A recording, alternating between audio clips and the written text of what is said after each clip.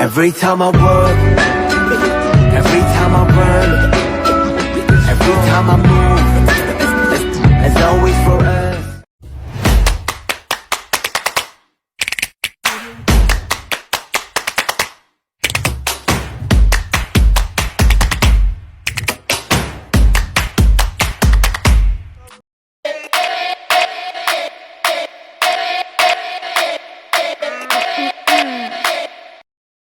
Hak asasi manusia adalah sebuah konsep hukum dan normatif yang menyatakan bahwa manusia memiliki hak yang melekat pada dirinya karena ia adalah seorang manusia. Hak asasi manusia berlaku kapan saja, di mana saja, dan kepada siapa saja, sehingga sifatnya universal. Upaya penegakan hak asasi manusia terus digaungkan demi memenuhi hak dasar sesama manusia. Dalam buku Implementasi Hak Asasi Manusia dalam UUD 1945 oleh March Sudi, hak asasi manusia secara kodrati merupakan anugerah dari Tuhan untuk setiap manusia agar kehidupannya tetap terhormat. Tak seorang pun dapat mencabut hak orang lain kecuali terdapat tindakan pelanggaran hukum yang menjeratnya. Upaya penegakan hak asasi manusia (HAM) sangat penting diterapkan untuk mencegah terjadinya pelanggaran hak dasar setiap manusia. Seluruh negara di dunia menyepakati penghormatan terhadap nilai-nilai hak asasi universal melalui berbagai upaya penegakan HAM. Namun, pelaksanaan di masing-masing negara memiliki perbedaan antara satu dengan yang lainnya. Faktor yang memengaruhi perbedaan penegakan HAM di berbagai negara di dunia meliputi ideologi, kebudayaan, dan nilai-nilai khas yang dimiliki suatu negara. Seperti halnya negara lain di dunia, Indonesia memiliki ideologi, kebudayaan, dan nilai-nilai tertentu yang memengaruhi kehidupan berbangsa dan bernegara. Dalam upaya penegakan HAM, Indonesia berpedoman pada Pancasila dan Undang-Undang Dasar Negara Republik Indonesia tahun 1945, serta peraturan perundang-undangan lainnya. Melalui kebijakan tersebut, Indonesia tidak berorientasi pada pemahaman HAM liberal dan sekuler. Hal tersebut dinilai karena dapat ketidakselarasan dengan makna sila pertama, yakni ketuhanan yang Maha Esa. Selain berpegangan pada peraturan perundang-undangan nasional, upaya penegakan HAM di Indonesia juga mengacu pada ketentuan hukum internasional. Penegakan HAM di Indonesia mempertimbangkan 2 poin penting, antara lain 1. Kedudukan negara Indonesia sebagai negara berdaulat secara hukum, sosial, dan politik harus dipertahankan dalam kondisi apapun sesuai dengan prinsip yang terdapat dalam Piagam PBB. 2. Pemerintah harus tetap mengacu pada ketentuan hukum internasional tentang pelaksanaan HAM. Kemudian terdapat upaya menyesuaikan dan memasukkannya ke dalam sistem hukum nasional serta menempatkannya sedemikian rupa. Dengan demikian, ketentuan hukum tersebut menjadi bagian yang tidak terpisahkan dari sistem hukum nasional. Adapun 3 langkah strategis yang dilakukan oleh pemerintah Indonesia untuk menegakkan HAM antara lain 1. Pembentukan Komisi Nasional Hak Asasi Manusia atau HAM, membentuk instrumen HAM. 2. Pembentukan Pengadilan HAM, perilaku yang mendukung upaya. 3. Penegakan HAM di Indonesia agar upaya penegakan HAM bisa terwujud secara optimal. Misalnya, di lingkungan keluarga, di sekolah, di lingkungan masyarakat, dan di lingkungan berbangsa dan bernegara. Berikut masing-masing contohnya. 1. Di lingkungan keluarga, saling menghormati dan menyayangi anggota keluarga. 2. Tidak memaksakan kehendak pada anggota keluarga yang lain, terutama orang tua. 3. Mematuhi nasihat dan perintah orang tua. Di lingkungan sekolah, tidak membeda-bedakan teman dalam pergaulan. 2. Menaati peraturan dan tata tertib sekolah. 3. Tidak memaksakan kehendak pada guru dan teman. Di lingkungan masyarakat, 1. Menjaga ketertiban umum. 2. Ikut melaksanakan kegiatan kemanusiaan. 3. Mengutamakan musyawarah untuk mufakat. Di lingkungan berbangsa dan bernegara, 1. Memahami menaati instrumen HAM yang berlaku. 2. Menaati berbagai peraturan hukum. 3. Menjaga stabilitas kerukunan umat beragama di Indonesia. Upaya pemerintah dalam penegakan HAM. A. Kewajiban dan tanggung jawab negara dalam HAM. Dalam hukum nasional, Pasal 281 Ayat 4 UUD NRI tahun 1945 menyatakan bahwa pelindungan, pemajuan, penegakan, dan pemenuhan HAM adalah tanggung jawab negara, terutama pemerintah. Secara garis besar, kewajiban negara dalam HAM terdiri dari 2 unsur pokok yang harus dijalankan, yaitu proteksi, protection, dan relaksasi, relaxation. Proteksi atau perlindungan mengharuskan negara menjamin dan melindungi HAM.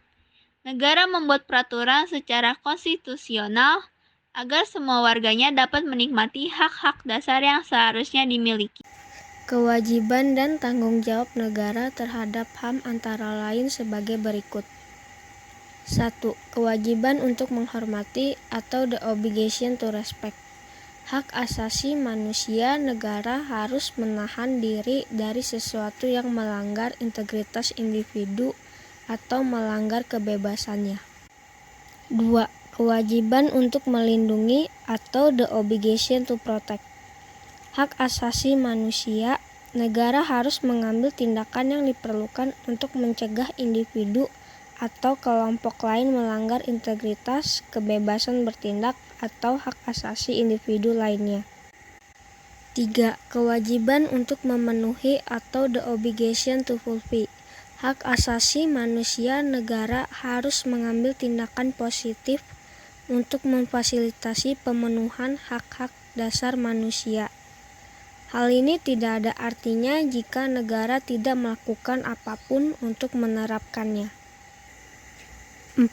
Kewajiban untuk memajukan atau mengembangkan atau meningkatkan atau the obligation to promote.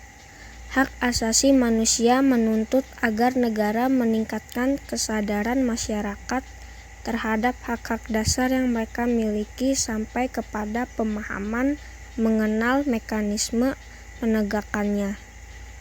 Organ-organ negara secara umum dibagi dalam kekuasaan legislatif, kekuasaan eksekutif, dan kekuasaan yudikatif. Perkembangan pesat dalam pengakuan dan penghargaan HAM di Indonesia dimulai sejak amandemen kedua UUD NRI tahun 1945 yang secara eksplisit memasukkan ketentuan HAM menjadi bagian dan UUD NRI tahun 1945. Pengakuan dan penghargaan HAM di Indonesia diikuti oleh perlindungan hukum kepada warga negara dengan didirikannya Komisi Nasional Hak Asasi Manusia yang diikuti dengan didirikannya Pengadilan HAM. B. Makna pelanggaran HAM tidak semata-mata melanggar undang-undang yang berlaku, tetapi juga menurunnya penghargaan kepada harkat dan martabat manusia. 1. Perlindungan HAM. Perlindungan HAM yang paling utama dilakukan melalui pembentukan instrumen hukum perlindungan HAM oleh pemerintah, karena negaralah yang memiliki tugas utama untuk melindungi hak-hak asasi warga negaranya. Upaya pelanggaran HAM yang dapat dilakukan individu atau masyarakat melalui kegiatan sehari-hari antara lain: A.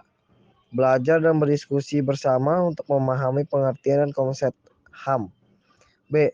Mempelajari peraturan perundang-undangan tentang HAM maupun tentang hukum yang lain yang bertentangan dengan perlindungan HAM. C. Mempelajari peran dan fungsi lembaga perlindungan HAM. D. Menghormati hak orang lain. E. Bertindak dengan mematuhi peraturan yang berlaku.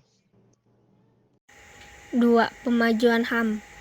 Pemajuan HAM merupakan proses pembangunan dan pengembangan instrumen hak asasi manusia, baik secara konstitusi maupun kelembagaan.